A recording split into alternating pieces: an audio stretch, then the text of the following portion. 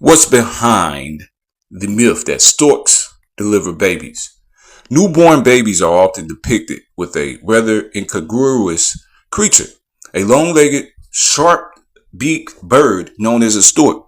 The image of this bird, usually with a cloth bundle dangling from his beak, has become so intertwined with infants that we barely question the stork's ubiquitous presence on well-wishers cards, baby clothes, and blankets. But what's actually behind this association between storks and babies? Like any myth, its origins are hard to trace, especially since this one spans the globe, appearing in folklore from Europe, the Americas, North Africa, and the Middle East. The array of similar myths suggests that they all draw common inspiration from the bird's most notable features.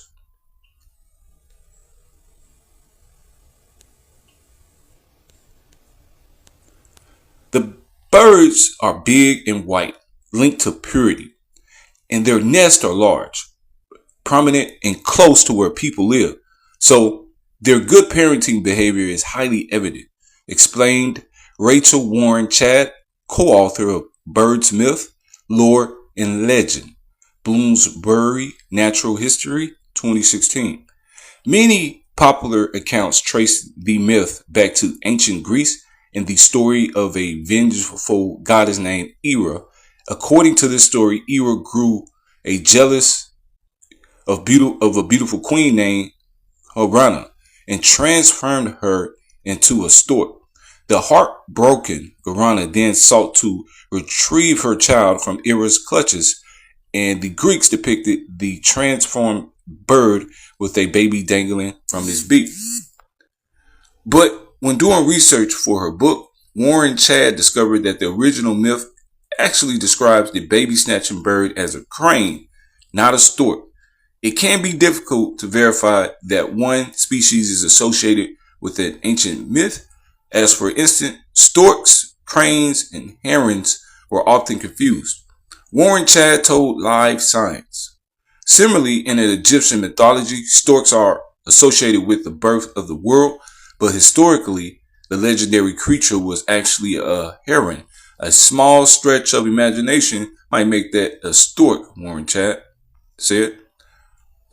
Paul Quinn, a lecturer in English literature at the University of Chichester in the United Kingdom and editor of a research journal about folklore and fairy tales, speculated that the link between storks and babies may boil down to this species confusion.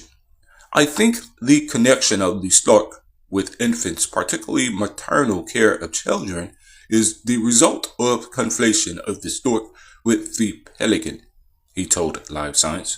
European medieval literature associates the stately white pelican with Catholicism, rebirth, and the rearing of young, he said. Somewhere along the way, storks may have become a substitute for this bird. Whatever the origins of the myth, historians tend to agree that the ideal of the baby-bringing stork was most firmly established in Northern Europe, particularly Germany and Norway. During the pagan era, which can be traced back at least to medieval times, more than 600 years ago, it was common for couples to wed during the annual summer solstice because the summer was associated with fertility. At the same time, storks would commence their annual migration, flying all the way from Europe to Africa. The birds would then return the following spring, exactly 9 months later. Storks would migrate and then return to have their chicks in spring around the same time that a lot of babies were born, Warren Chadd said. Thus, storks became the heralds of new life, spawning the fanciful idea that they had delivered the human babies. As the story evolved over time, its complexity grew. In Norse mythology, storks came to symbolize family values and purity, based largely on the inaccurate belief that these birds were monogamous. In the Netherlands, Germany, and Eastern Europe, storks nesting on the roof of a household were believed to bring good luck and the possibility of new birth. to the family below, Warren Chad wrote in her book. Although Europe was the epicenter of the myth, it took shape in the Americas too, she told Live Science. It is interesting that the same story occurs in Sioux legend with a different type of stork, the wood stork, Mytheria americana, as opposed to the white stork, Ciconia ciconia. She said, they all arise from different people's observation of behavior where storks, particularly white storks, can be found. Then, in the 19th century, the myth gained new traction as a symbol of birth when it was popularized by Hans Christian Andersen and his version of the fable called the Storks. In this tale, these birds plucked dreaming babies from ponds and lakes and delivered them to deserving families. The story had a dark underside, however. Families with ill-behaved children will receive a dead baby as punishment from the stork. The tale sought to teach children a moral lesson and also kept with the new tradition of infantilizing fairy tales, the growth of a specific literature for children, frequently didactic and religious in intent, Quinn said.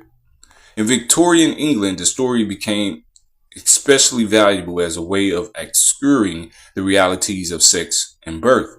For Victorians embarrassed about explaining the facts of life, the stork bringing a baby was a useful image, modesty to the point of prudishness, Warren Chad said.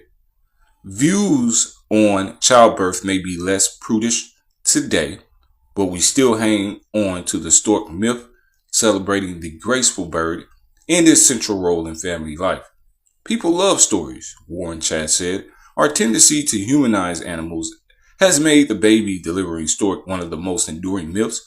She added loosely based on the bird's behavior, but also rooted in human hopes and fears. Let me know what y'all think about this story. Like, share, and subscribe.